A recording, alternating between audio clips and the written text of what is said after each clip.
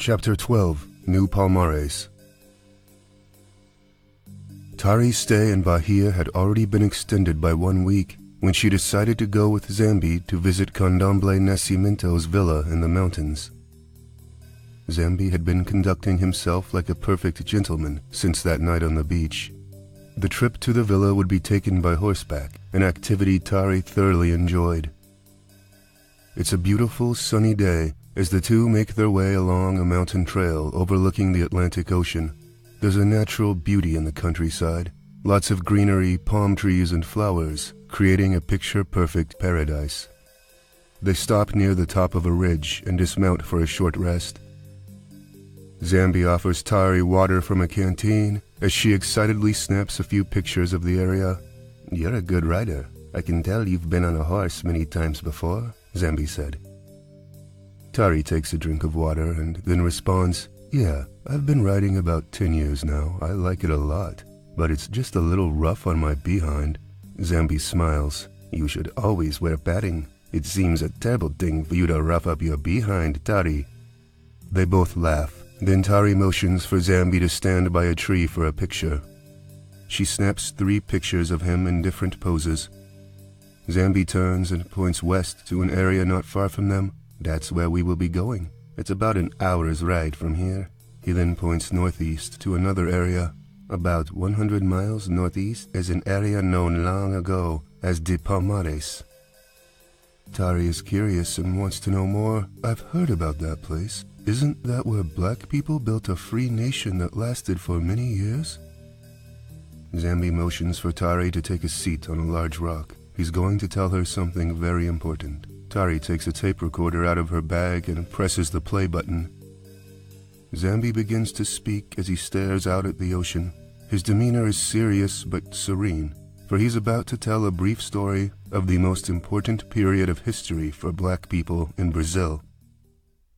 For nearly 100 years, the United Republic of Palmares was the stronghold of African resistance in the New World.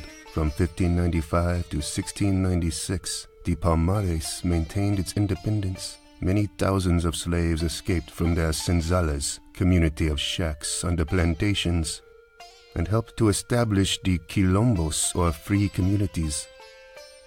The Republic would eventually cover an area of 120 miles and was organized into 30 states. Saca Real do Macaco was the capital of Palmares. Like any city, it had wide streets and avenues, churches and administrative buildings.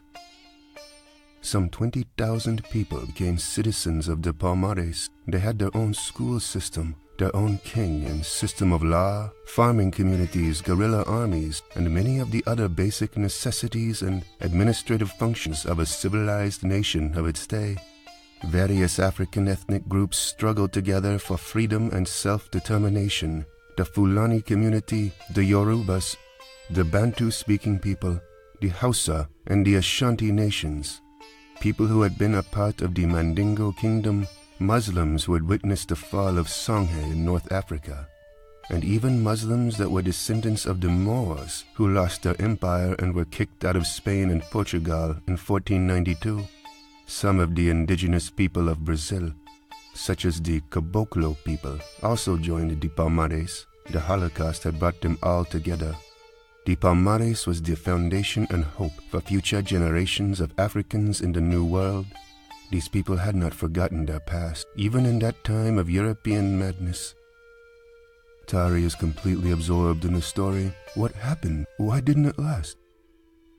Zambi continues. The Portuguese and the Dutch were bent on destroying the Palmares. Over 24 expeditions were sent deep into the jungles to destroy the nation, but they were defeated. Capoeira played a major role in this struggle. The Capoeiristas were well-trained guerrilla warriors, swift and lethal in their assault on their enemies. Many traps were set for the bush captains and mercenary armies in the jungle areas. Capoeiristas also raided the plantations for supplies, weapons, and other basic necessities. The code of conduct was strict. Anyone who deserted or spied for the enemy ended up with his head cut off. Eventually, a major force of 7,000 men, led by Domingo Jorge Velho, a mercenary leader, was sent to destroy the Palmares. They came with many guns, cannons, and explosives and waged a war against the Palmares for 10 long years. It was King Zumba's nephew Zambi who led the struggle in the last days of the Palmares. Zambi was a master capoeirista and fought to the very end. It was their last stand, similar to the last stand at the Alamo in American history. Cut off from outside food supplies and reinforcements, the Palmares eventually fell, and Domingo Jorges Velho and his men marched in to complete the destruction. Zambi and a few of his warriors were forced to retreat to the top of a mountain similar to this one. Velho's men closed in and ordered his surrender. But rather than submit to his enemy, Zambi and his men jumped to their death. Their bravery and the freedom that they fought so dearly for will forever be remembered by our people. For a few moments, there is silence, a shared moment of reverence for those who had fought for freedom. Zambi is staring at the ocean with tears in his eyes. Tari fights to hold back her tears, but this was truly emotional, a real drama. As Tari wipes away her tears, she says, "They were a great people. Their struggle was magnificent. You are so well versed in the history of Africa. Knowledge few people are aware of, and you express yourself in English very well. Where did you learn all of this?" "Candomblé Nascimento. She has taught me many things since I was a little boy. She is a very wise woman, well-read, and learned in many things. She has helped me to expand my spiritual capabilities and to go beyond the ordinary. I developed a passion for reading from her. She always told me that I must always strive to train the body and the mind, to know my roots, to take control of my destiny. She was the first to teach me that Bahia is the spiritual home of Capoeira. As a little boy, Nascimento gave me the spiritual name of Zambi, and my mother felt that I had received a special blessing from the heavens." Zambi glances down at his watch. "Well, we'd better get going. She's expecting us soon." "Are most people in Brazil aware of the Palmares, most black people?" Tari asked. "Yes. In 1980, black people created the Zumba Memorial, which is a movement to establish a center of African culture in Palmares territory in Serra de Barriga. Since that time, every year on November 20th, we celebrate National Black Consciousness Day, in observance of Zambi's death in the Battle of 1696. Many people now make the pilgrimage to Serra de Barriga every year to stand on the land of the Palmares. The Palmares will never be forgotten. Be sure to put that in your magazine article," Zambi said. Tari silently acknowledges this important lesson in Brazilian history.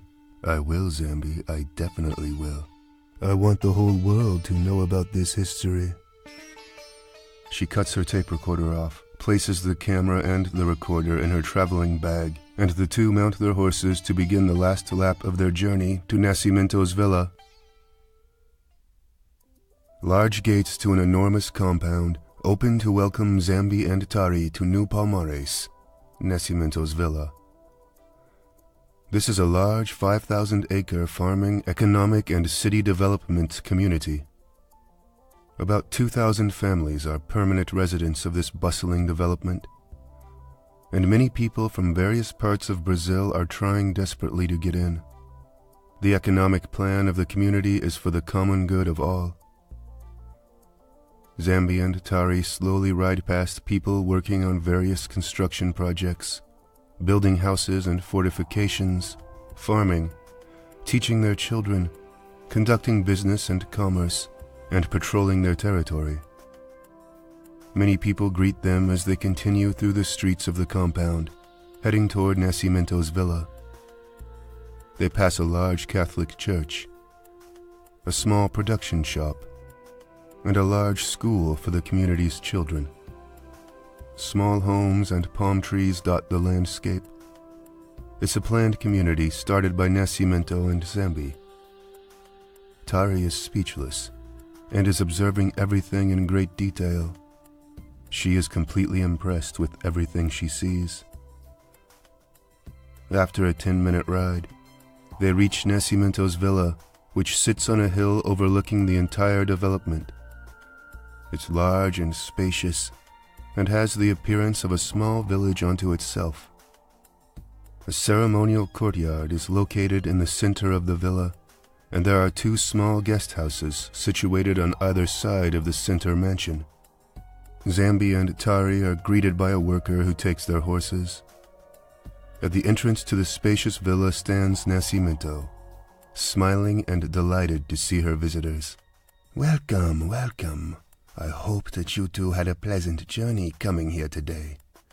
Nascimento moves closer to Tari and grabs her hand. "And this must be Tari. I'm Nascimento." Tari is smiling and delighted to be embraced by her host. "It's a real pleasure to meet you. I've heard so much about you from Lady Dogon. I'm really impressed with what I've seen so far. It seems that this could almost be a self-contained city meeting most of the needs of its citizens. Is there a special name for this major development?"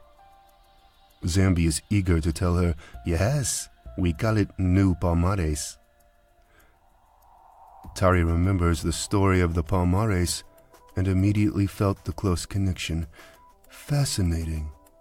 That is absolutely fascinating. She turns to Nascimento and makes a request. "May I take a picture of the 2 of you standing here?" "Of course, my dear," Nascimento said. Zambi and Nascimento smile and pose for Tari's picture.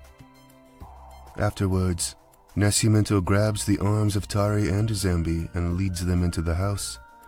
"Now, you two must be tired from your journey. Marcia will show you to your rooms.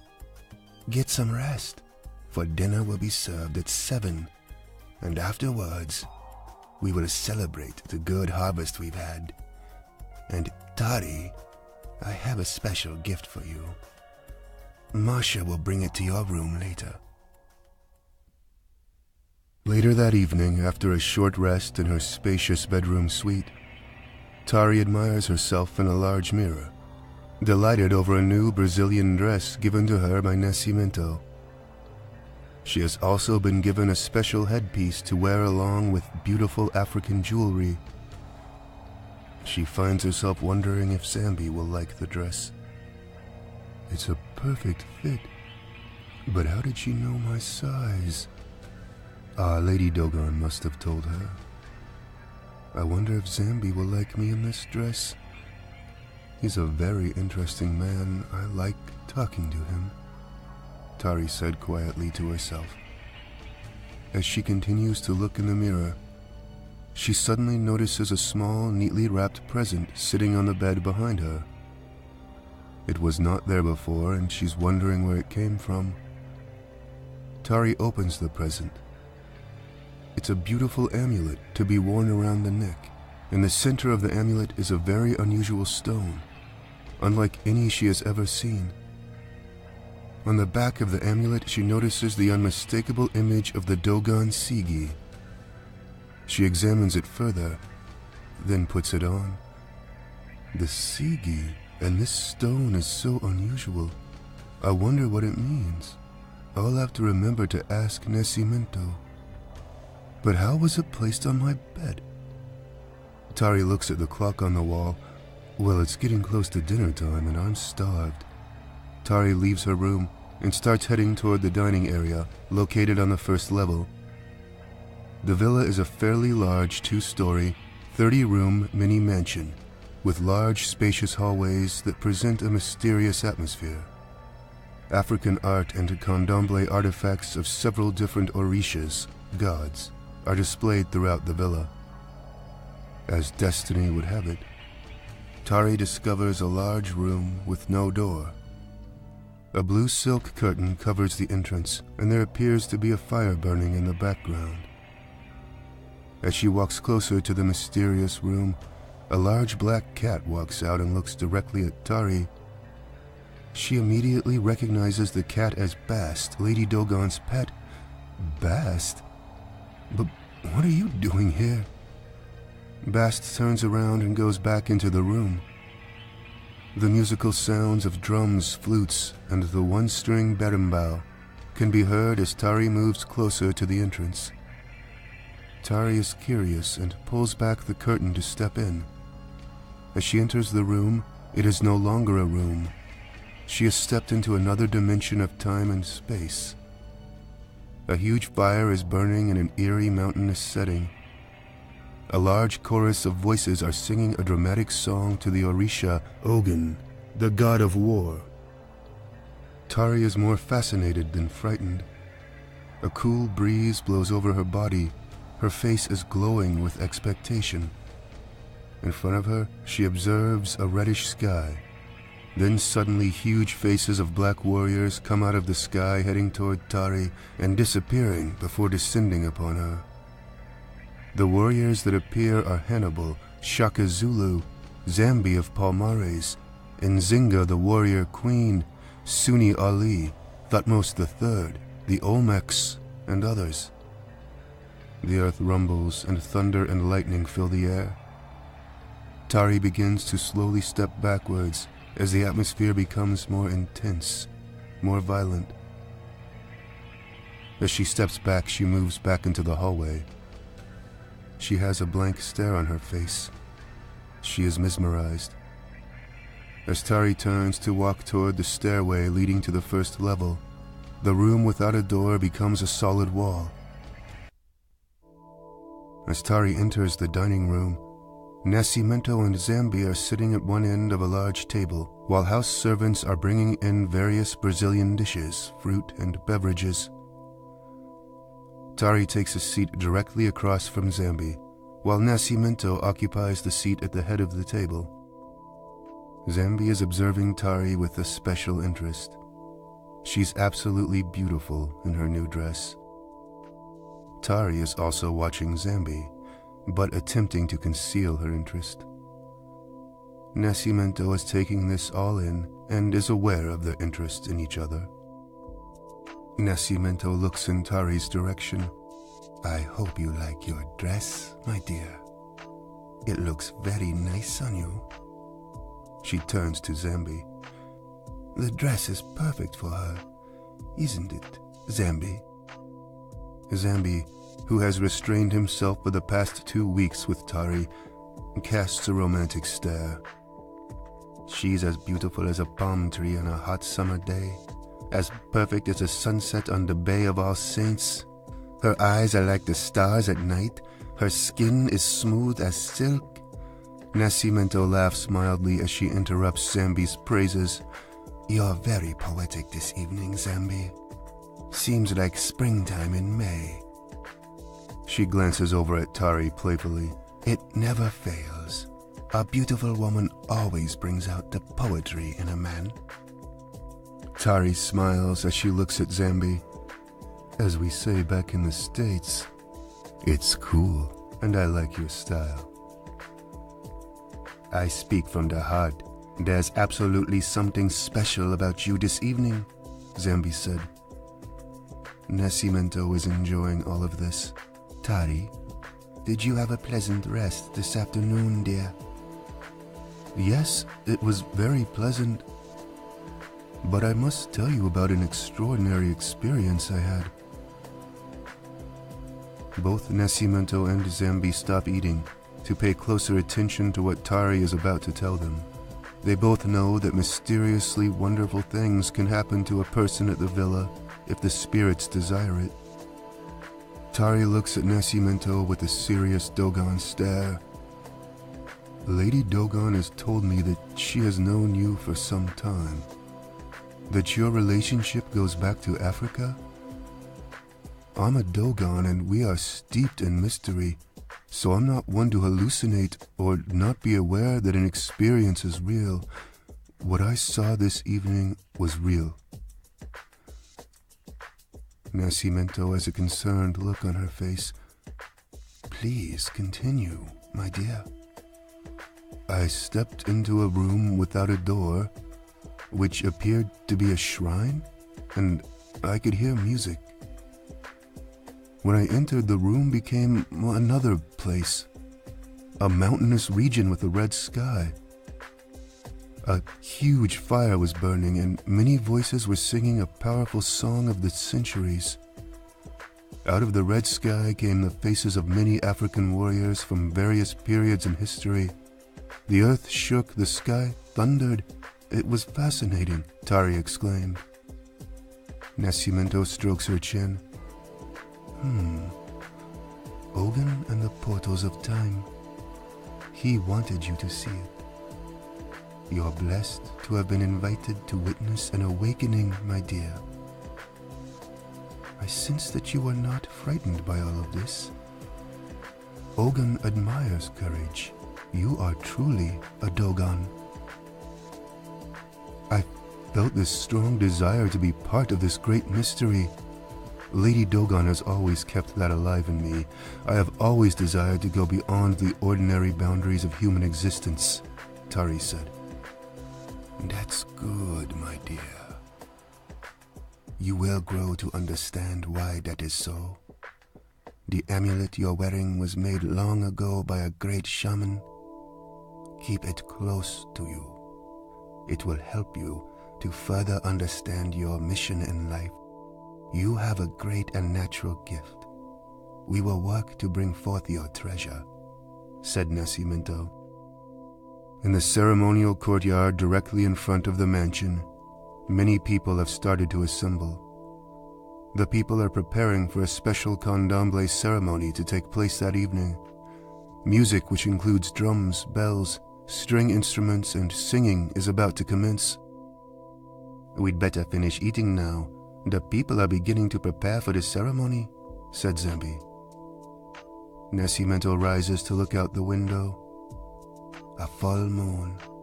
Let the spirits of the Orisha be with us this evening. Let eternity fill our lives even for a brief moment. Some of the servants of the villa come into the dining room. Start making the preparations, Nascimento orders.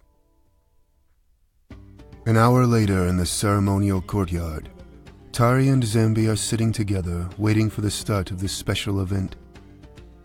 The sacred dancing arena is lit up by several torchlights, various African art pieces, masks and other liturgical vestments of the Orisha are on display.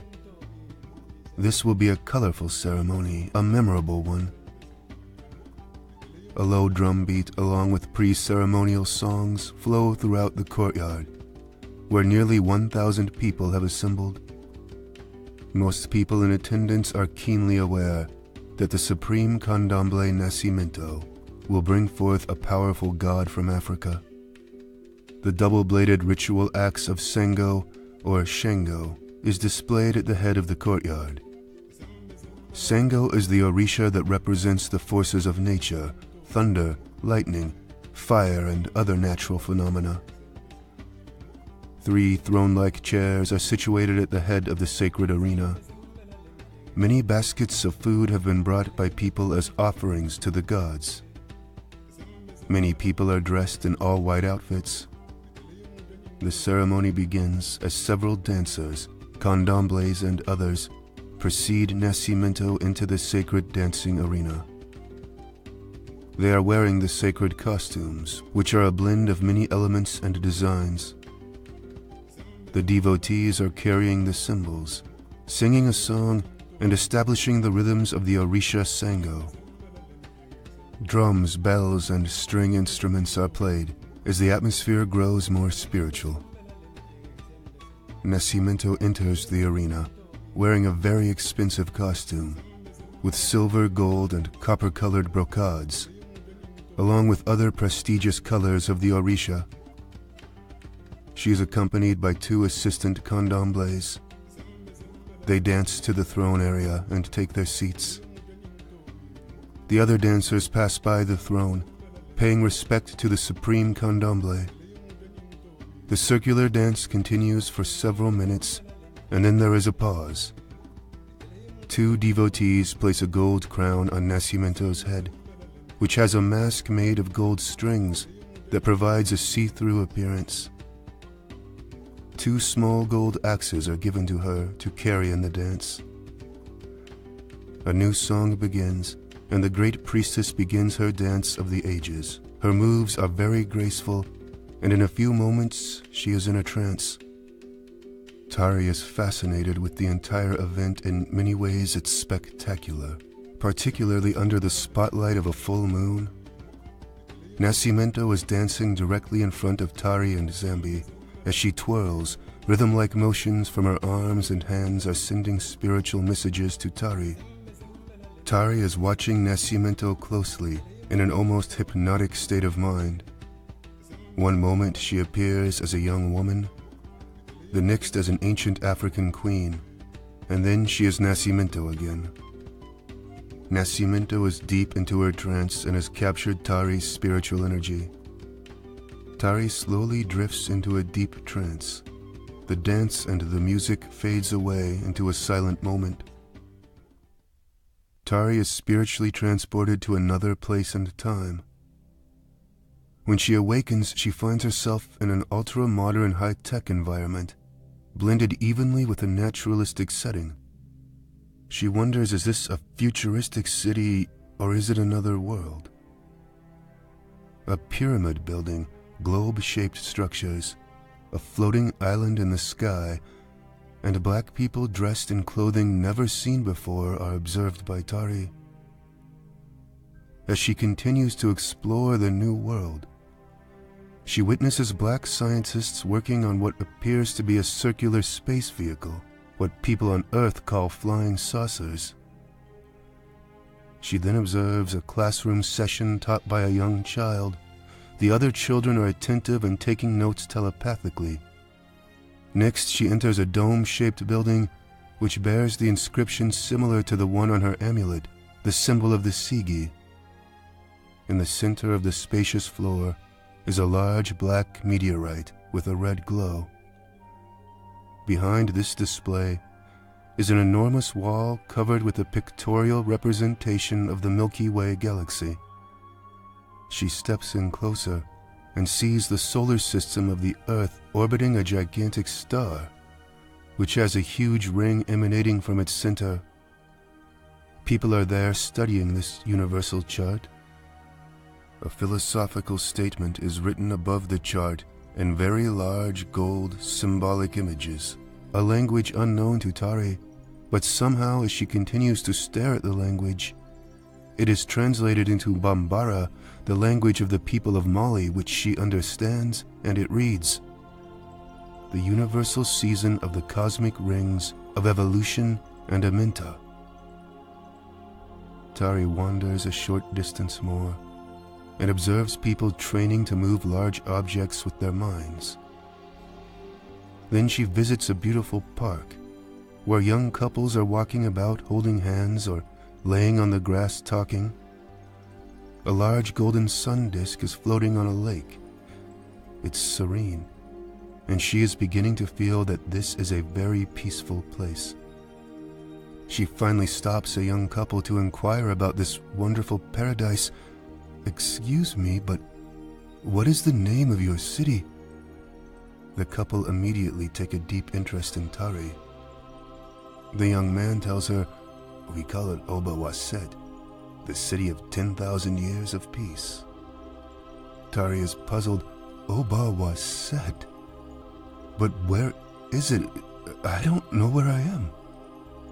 The young woman steps forward and touches Tari's forehead and places an object in her right hand. "You are on Sirius Solarium."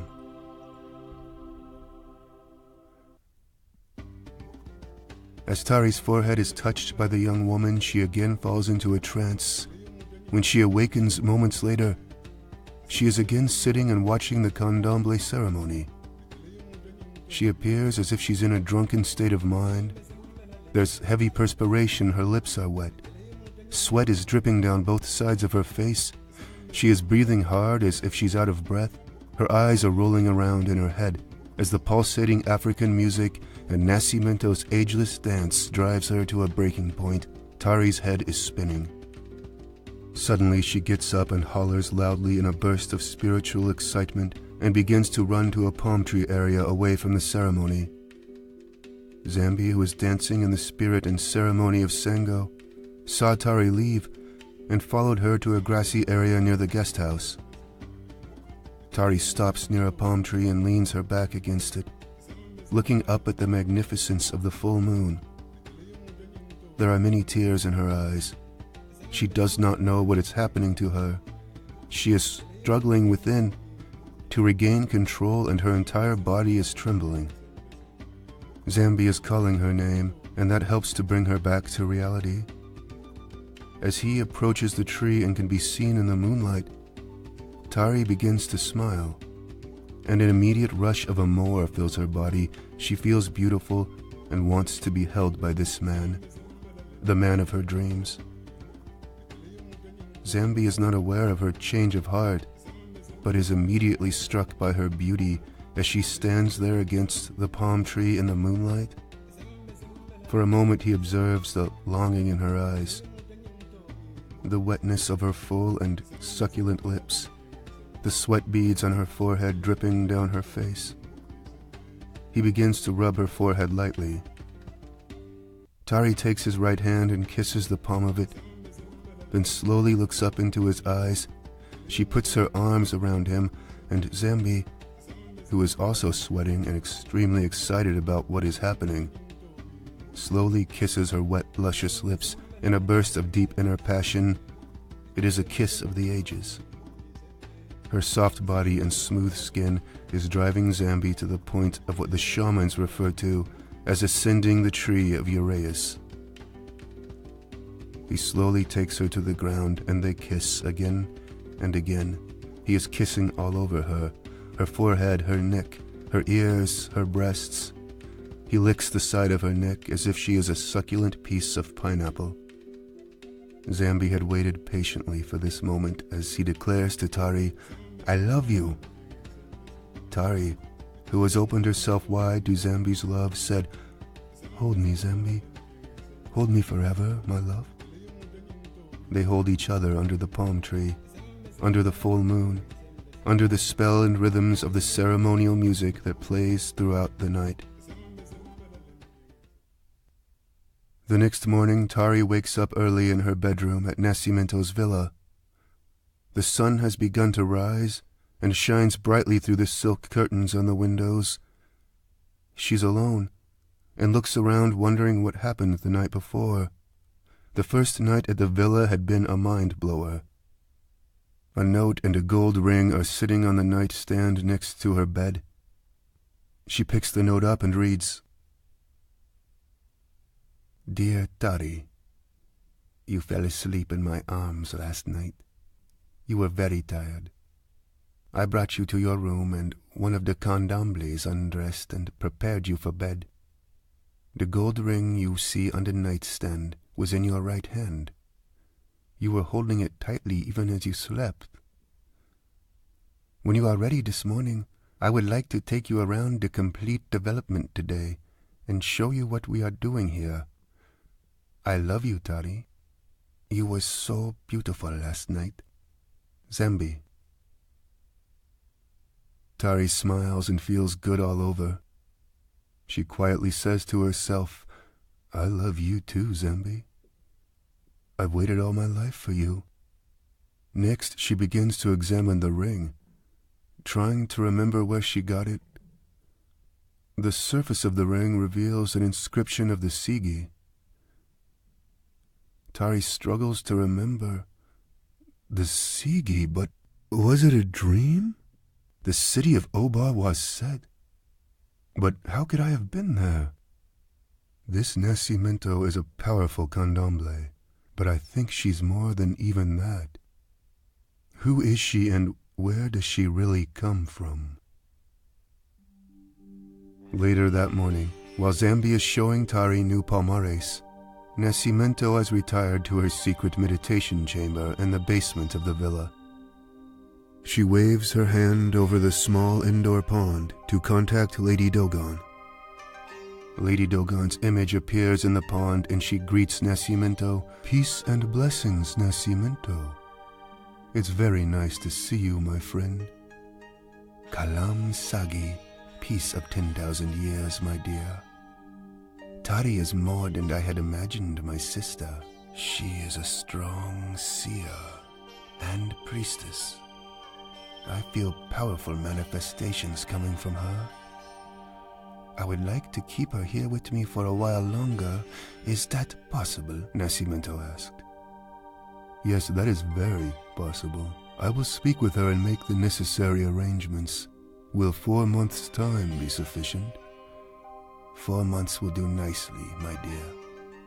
I will take her further along the path of our way. She will slowly learn about the powers that are within her, Nascimento said. Lady Dogon is pleased. Thank you, my sister. May the blessings of the Supreme Numo be with you.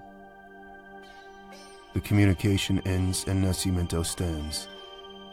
She then does a circular motion with her right hand and disappears.